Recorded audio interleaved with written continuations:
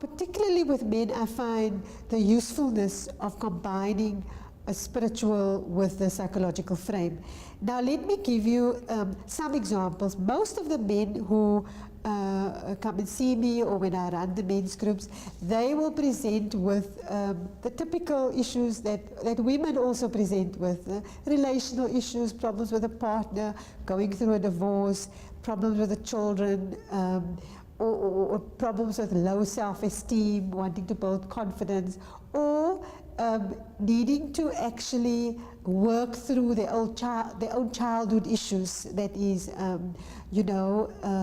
actually interfering with some of their adult lives. But what I want to hone in here now is some of the more serious psychological disorders that I've dealt with, and how the spiritual frame becomes even more necessary to be combined with the psychological work.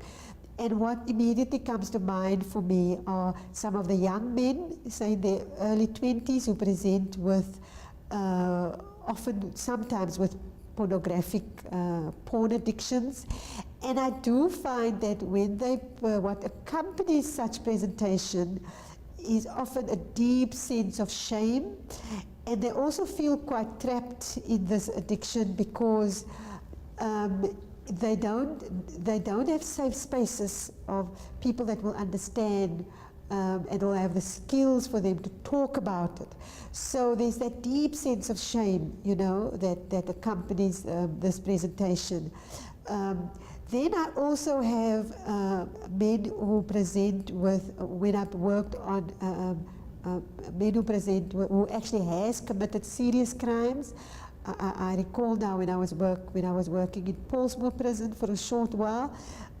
So they had committed major crimes like murders and rapes, very big armed robberies, serious violence, and so on. And then the last the last example that comes to mind is men who are maybe look like ordinary men in the street, but they struggle maybe with murderous impulses or rape fantasies, or fantasies generally that can cause great harm to other people. Now, when I'm confronted with men with these kind of concerns, the one spiritual dimension that helps me to sit down with these men is the fact that my own framework of human nature is that I do understand that human nature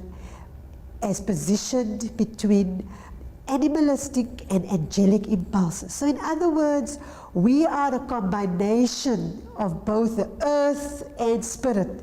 So that immediately gives me a sense of proportion when these men present with these extreme kind of fantasies that disturbs them. So then, and I then convey that to them. So I might say to a young man who's struggling with these pornographic impulses, I say, yes, this is quite serious for you, and I can understand that you're quite disturbed by it, but that does not take away from the fact that you also there are higher aspects to you. The mere fact that you have come to speak to me and say, I'm disturbed by my pornographic behavior, I am disturbed by my rape fantasies. How can I, where are these thoughts coming from that I want to murder someone, that I want to violate a woman, I'm disturbed. The mere fact that you're having these kinds of distress about your fantasies already tells me that you are a compassionate person, already tells me that you have a deep sense of caring. You do not want to cause disturbance. You do not want to destroy other lives. So the fact that you are the kind of person who can be thoughtful about your own destructiveness already affirms your spirituality. And I find that when we have this kind of conversation, we haven't yet dealt with, we haven't explored the roots of their fantasies, we haven't explored why they're having such unsociable thoughts. But just the mere fact that I can say to them, but you still have a spiritual side, you still have a higher side to your personality. Yes, you have got some seriously disturbing thoughts, and we're going to have to look at this, and you're going to have to commit to a program of taking responsibility for these thoughts and to resolve it. But I always have, it is a spiritual frame that gives me that sense of proportion, that irrespective of how disturbed people are, irrespective of how dysfunctional, how destructive they are still a human side that one can tap into, at least with some people. So I think that's that's the one thing I wanted to say. Then what I then do is, and now a particular man comes to mind who was very distressed by his rape fantasies, and rightly so, you know. But the one thing that helped to contain him and that gave him this deep motivation to fight his fantasies was the moral frame of his religion. And the fact that the religion said that to rape women is a major sin, and it's a violation, and you will be punished. And that is exactly the spiritual frame that was useful to him at that distressing point of his time, you know. And then also because he was quite prayerful, and he went for his religious activities, he was quite engaged in his spiritual community.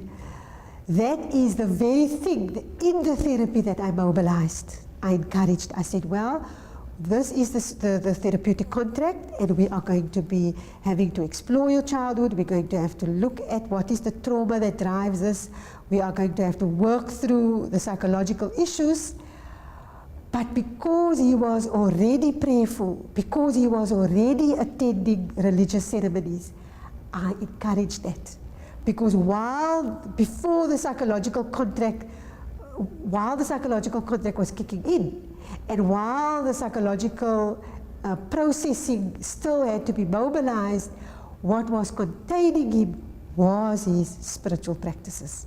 So I hope that I am giving, you know, the viewership an understanding of how myself as a therapist, how I mobilize my own therapeutic skills, and at the same time I draw on the spiritual and the religious resources that the client brings into the therapeutic room in order to facilitate the psychological growth and the eventual recovery of even of the worst kind of disorders that a person might be suffering from.